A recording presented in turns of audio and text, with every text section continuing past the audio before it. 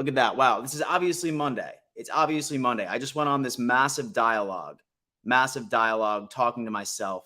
But once again, thank you so much for coming in. I think that this is the third Monday in a row where I slowly make my progression in. Of course, I'm always a Bills YouTuber. I'm going to be a Bills YouTuber until I die. But you know what? There's a lot of things going around in the NFL. That's why I started the Don Mafia Show Monday through Friday at 11 a.m. EST. So if that's your cup of tea, I'm going to be bringing you on as many different YouTuber and content creator, NFL creators to discuss exactly what is happening around the league, because we all know that with the schedule release being out, like there's absolutely nothing to look forward to.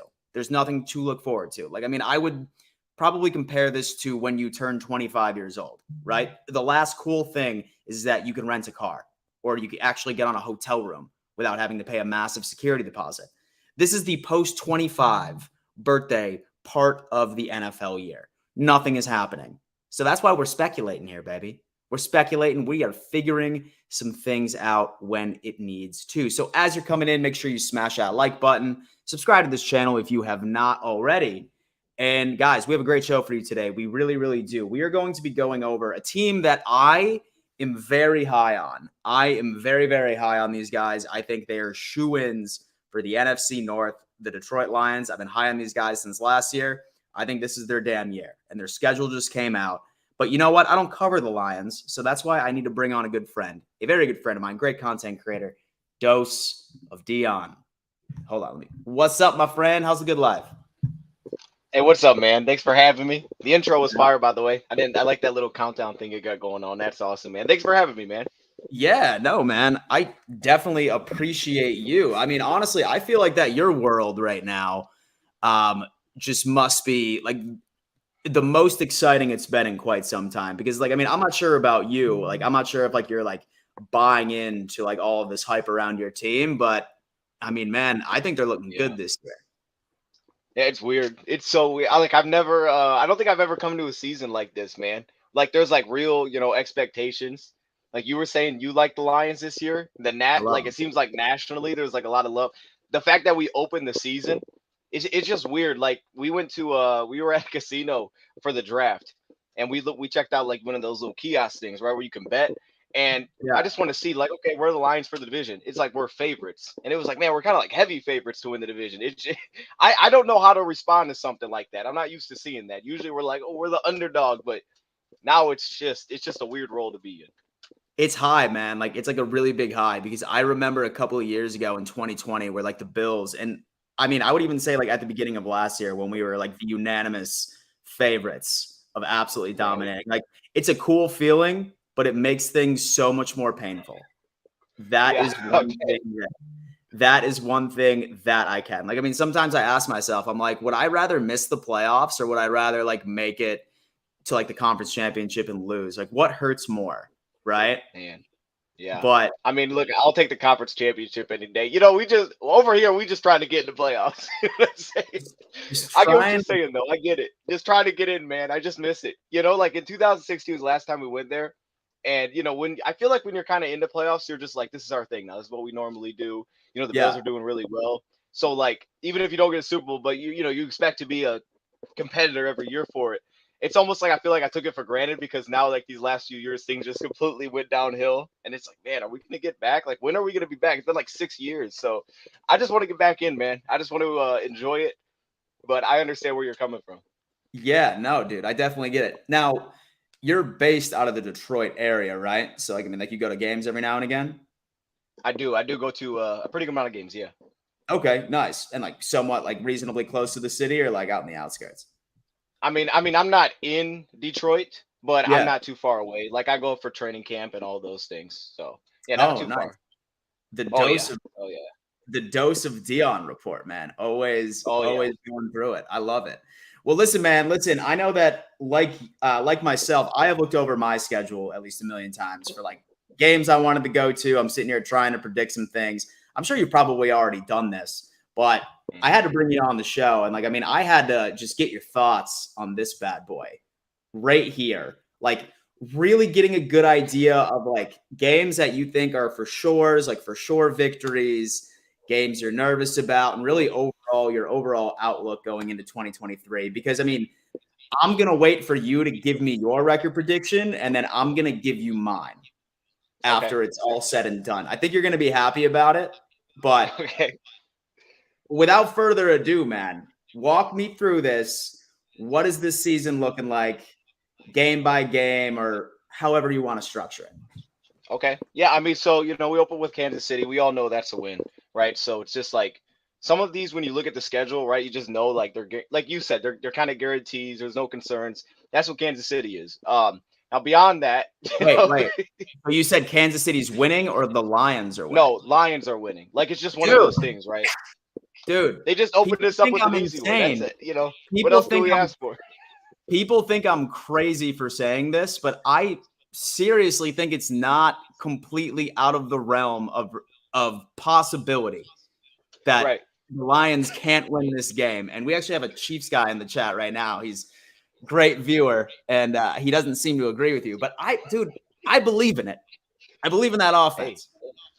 I mean, I'm saying, and now, Kansas City's been very successful in September, but my thing is like they're successful all the time. So I don't know if there's like a time of the schedule you can get Kansas City and be like, man, they're gonna be struggling at this point. I look at this game as is like there's nothing to lose. You get 10 days into week 2, so you have an advantage over a lot of teams in that sense, and then you kind of just come in and just see what happens. Like usually, what I feel like when with these kind of expectations, you kind of come into the year and you're not sure what those early teams are going to look like. So maybe you think they're a playoff team, but then you lose to them and you come back and you're like, dang, they were bad this year.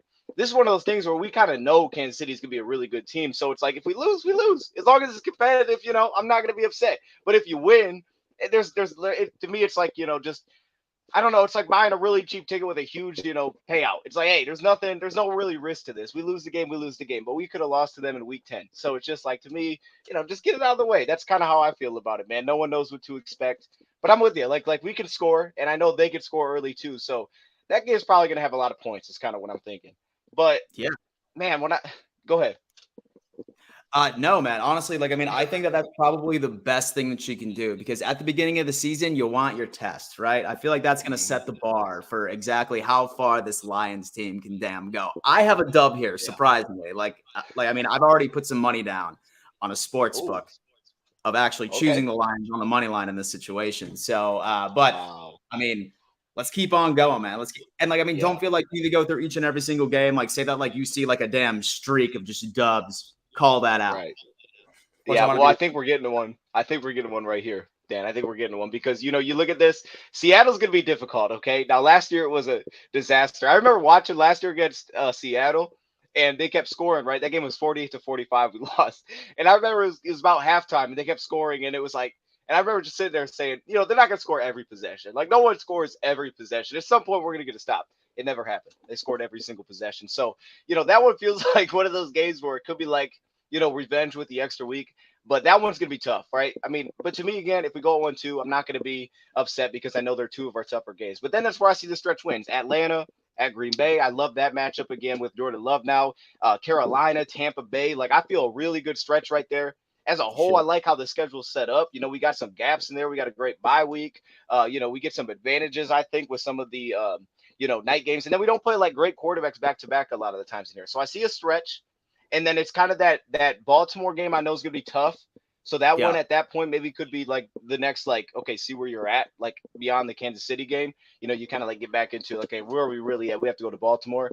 And then Vegas to me will be like Vegas could be like the flip a coin game, but I'm not a big Vegas believer. Like, I don't really believe in that team too much. I think they could be struggling, and we haven't had a Monday night game in so darn long that I'm thinking, that one could be like the one that kind of flips a lot for us, because really the part of there's not a lot of like stretches here where I'm worried about like a lot of good teams.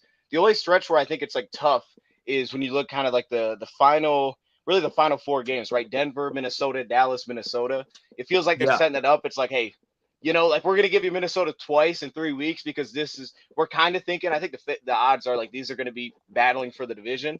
So I think that's why they did that. And then obviously Dallas is a prime time. So it's like, that's where the stretch seems like it's going to be tough, with those last 4. But before that, you come out of the bye. I know Chargers are going to be tough, but it's like, hey, Chargers, one of your toughest games on the road. You got a bye week before it. So that's why I like how it's set up. And you're back to division games. I think we got a really good stretch rolling right there all the way to the Denver game. So hopefully we can build up some wins. That way, that last stretch, we can afford to lose one. Honestly, I'm looking at the schedule right now, man. And I think I see nothing but happiness, like right in the state of Michigan. I really, really do. Okay, so what have you been telling your people? What are you looking for? Final record prediction, floor and ceiling. Right. No, so okay, I like that. I like how you did that because it's tough to put a number. I like how you gave me floor and ceiling here because the first time you go through it, you can't help but just be like, well, that's a dub. That's a dub. And you're just rolling through it. I ended up with 13 wins the first time I went through it. I was like, we're gonna rest everybody at Minnesota game. This is a 13-win team resting. Top seed in the NFC. But then I sit back, I'm like, yeah, that's probably not how it's going to go. All those close games, you're going to lose a couple. I think I'm back closer to like 11. But my biggest thing for me is like my record prediction would probably be like 11 wins right now, 11-6. I think the floor is I think the floor is kind of where we finished last year. You know, I think it's the 9-10 range where I'm looking. I think a lot of the split games I feel on, if you gave them to everybody, all the other teams, I think I landed about 9 or 10. And then I think the ceiling is 13-4, 14-3. I really do. I think that's the kind of ceiling, just because, you know, you get a couple of these to flips, like you surprise Kansas City week 1. I mean, you could just roll through a lot of these games before you play a really good quarterback. So I think there's a really high ceiling to this. But Yeah. that's kind of where I'm feeling right now. I pulled it a little bit back. My biggest thing is I'm not too worried about the record, because this year is just like, let's just win the division. You know, like based on Yeah. last year, the team was so different at home versus the road. Just give us a home playoff game, and then we'll just, I think, you know, we could beat anybody at home. But on the road last year, it was a little bit shaky. Just give us a home Yeah. playoff game. So if we win 9 games, 8 games, I'm cool with it. Just win the division. And so, like, I mean, it's funny you say that too, because I mean, I have you like as a unanimous like division winners, because like, I mean, I'm not sure about you, but like not a single team in that division scares me. Like the Vikings are not going to be the same. We all know that Dalvin Cook is going to be gone. Is Kirk Cousins really going to be that guy? Yeah, he has Justin Jefferson. Great. But like, I mean, like now you're taking apart a huge part of their damn offense. Green Bay with Jordan Love, he's going to take a couple of years to even hit his stride. And then the Chicago Bears, that's the most hyped up 4-win team I have ever seen in my entire life on SportsCenter. Like they are talking about like that team is going to be like a 13-win team after literally going, 4-13 last year. It's depressing. Yes. It really, really is. And Right. it's funny because like, I mean, like when I look at this team, I have you guys going 12-5. And so I have you going 12-5. I racked you down for losses against the Seattle Seahawks, the Ravens, the Chargers, the Cowboys, and the Broncos, who I definitely see like having like a turnaround game. And like, I mean, like I know like as a Bills fan, we always have one game where we just absolutely shit the bed against an inferior team. Yeah. So I'm not sure if the Lions have that every year, but we always have a game where it's like, how the hell did we just lose to that team? Each and every single time. Yeah. Oh, well, we definitely had one last year because we were trying to make that playoff push, and we were on a roll there because we finished 8-2. And I remember we went to Carolina, like, this is a dub, man, and we just got smacked. It was like a blowout. The game was over at halftime. What the heck just happened? So yeah, that's definitely something that has happened in the past. But the difference is like you guys see it with the Bills fans. Like we see it. Like you guys win some games, comfortably. This last year was like the first time I can remember like having multiple games where we won comfortably. It's like, man, we're like really control this. Like we put the backup quarterback in one game. You don't know how good that felt. When we put the backup quarterback in, it's like, man, this is different. But I'm with you. I don't know. I don't understand the Bears hype. I don't understand it. I'm with you there. No, not at all. Like, I mean, I wouldn't be surprised, like, say that you guys actually sweep your division this year. This is always something that's great. I mean, dude, I definitely appreciate you rolling on for that record prediction, but I did want to keep you on for a second because I know you're an NFL guy. All right. And like, there's just like, all right. And like chat, this is for you as well. I want you to guess who this quarterback is. Who is he? Right. 65.1% completion percentage, 4,438 yards last year, only 7 interceptions, 99.3 rating, and a QBR of 61.1. Okay, you look at those damn stats and you're like, that's a damn good quarterback.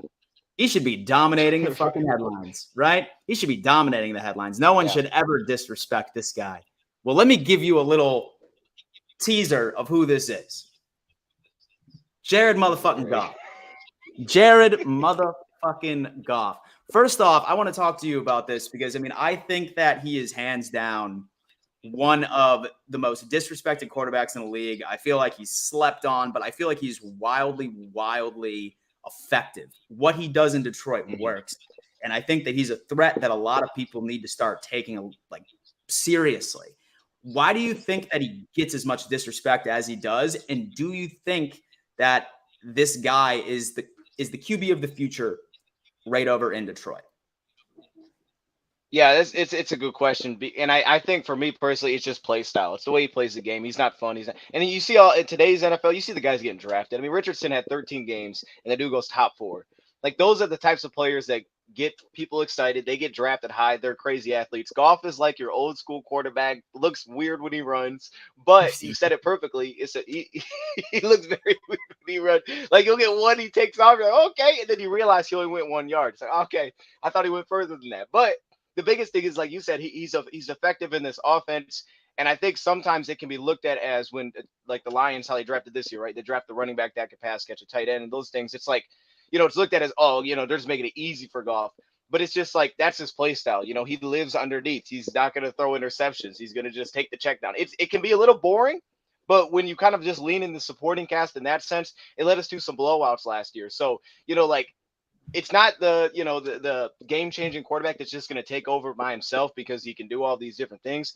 But in the right offense, it was like, it works. It's not flashy, but it works. So I think that's the biggest thing for Goff there. And obviously, the whole thing that went down with LA and the optics of how that looked, it looked like Sean McVay was just kind of like getting rid of Goff. But I think we see now, like, that's just kind of the Rams mentality. They want gunslingers, right? They want Stafford. They want to trade all the draft picks. They just have a whole different mindset than what Jared Goff does as a player. And, McVay never drafted him. So I think that, tied along with the play style, it's why he doesn't get much attention, because he's not like the most exciting guy to watch, but it's exciting. It's exciting when you're scoring touchdowns. So for me, I thought last year he was the future of the Lions. Now, I do think, again, like, he has 1 year left on his deal after this year. We drafted Hendon Hooker, which I love the draft pick.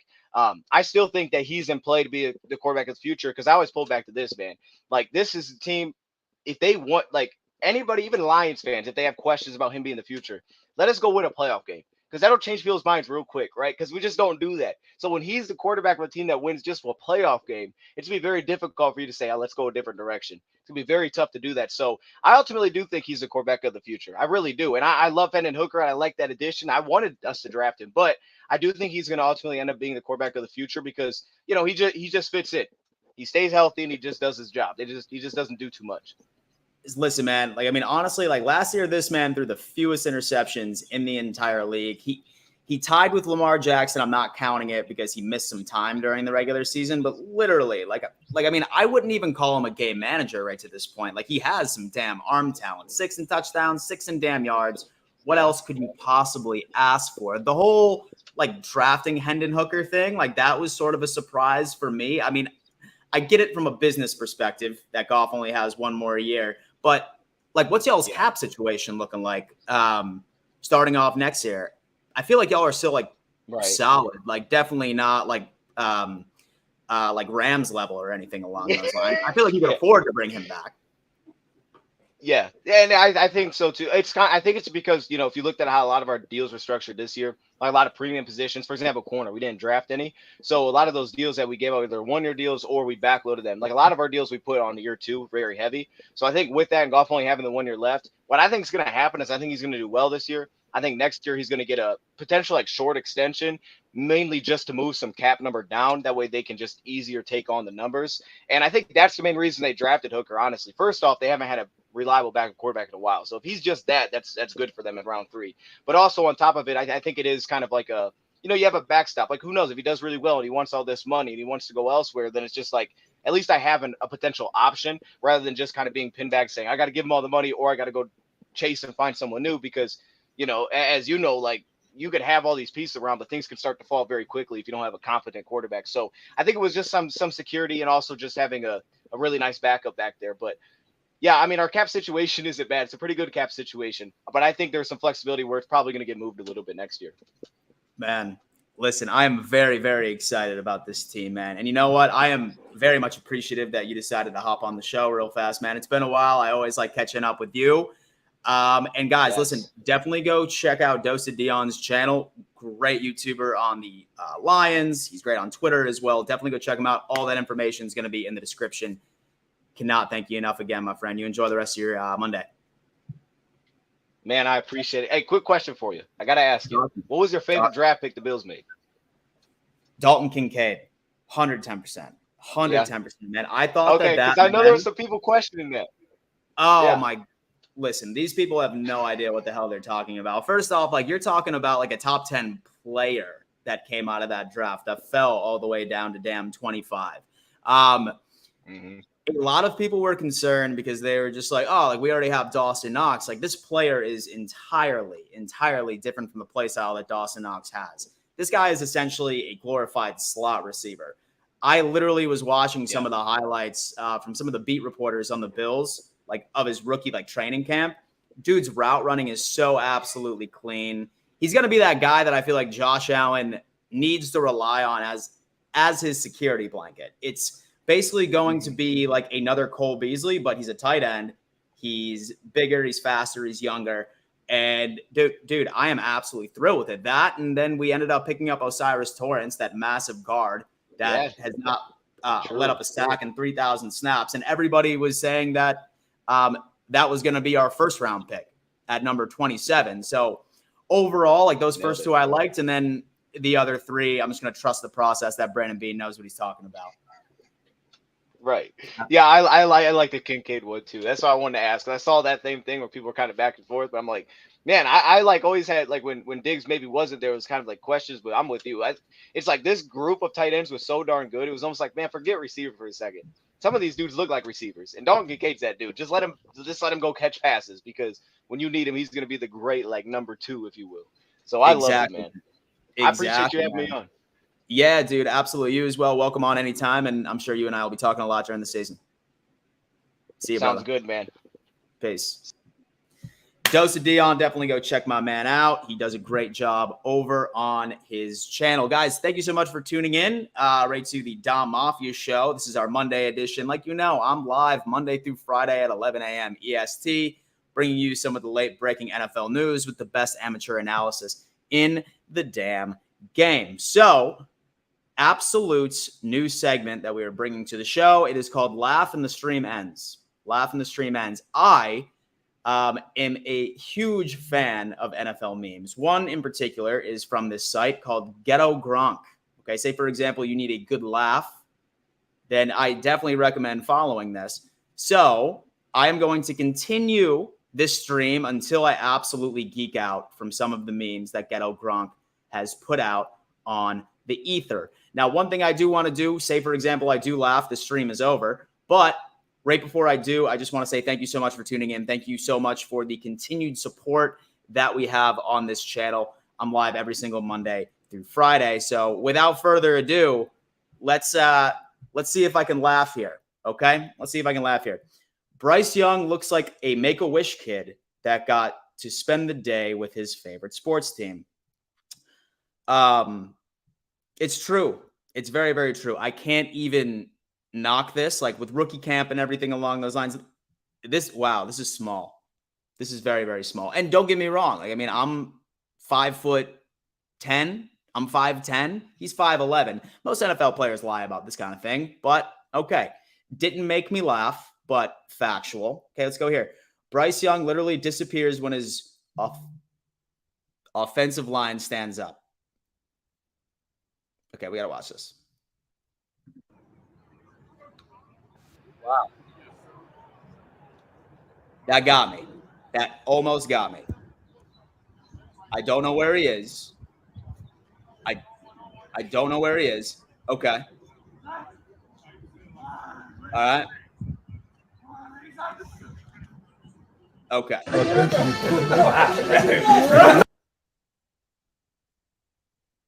Cam Jordan sacking Bryce Young. It's getting close. Micah Parsons when he gets a hold of Bryce Young. Let me show you.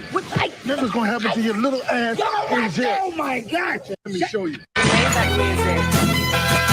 Look, I be riding through my old hood, but I'm in my new whip. Same old attitude, but I'm on that new stuff.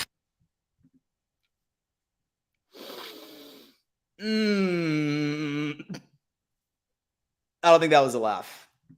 It got me though. Bryce Young when Frank Reich calls another halfback screen. Like, look at you. Ow. Hey. I wasn't ready for that. Okay.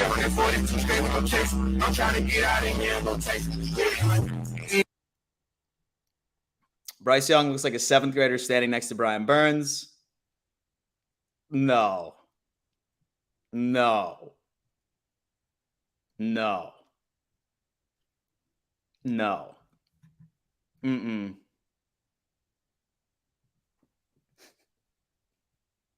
Okay. Let's keep it going. Okay. And so anonymous NFL GM says Bill Belichick accepted a lesser draft trade for the Steelers just to F with the Jets. Belichick reportedly could have gotten a 3rd instead of a 4th. but sold low because he knew the Steelers would take the player that the Jets wanted. That's something Belichick would do. I'd rather watch others fail more than watching myself succeed. Sounds like a Belichick thing. Bill Belichick, when he sees an opportunity to screw the Jets. All right. What else we got here?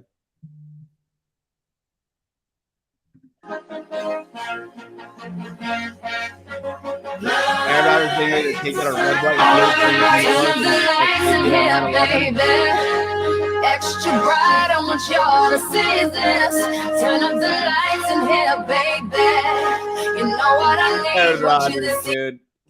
Nick Bosa seeing. Oh no. Oh no. Oh.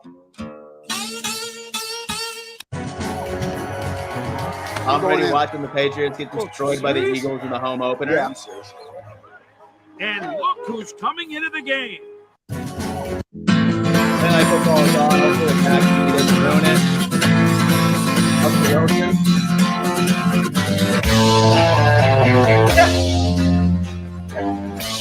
All right. Stream's over. Thank you so much for tuning in. That one got me. Thank y'all once again. Monday through Friday at 11 a.m. EST, Don Mafia Live. Stay tuned for some more content later today. Love y'all. We will see you tomorrow. Same time, same place. Deuces.